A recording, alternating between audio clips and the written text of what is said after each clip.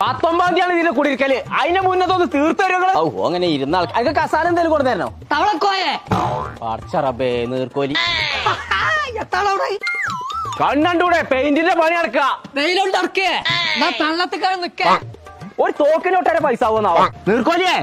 പേരെ മൊത്തം കളറാക്കാണ് പടച്ച തമ്പുരാനെ പേര മൊത്തം വയറിളക്കിക്ക് എല്ലാവർക്കും ഉണ്ടടി ആ കൊടക്കടേ ഇജ്ജ് വേഗം അതിനൊക്കെ ആശുപത്രി കൊണ്ടാവും നോക്കാം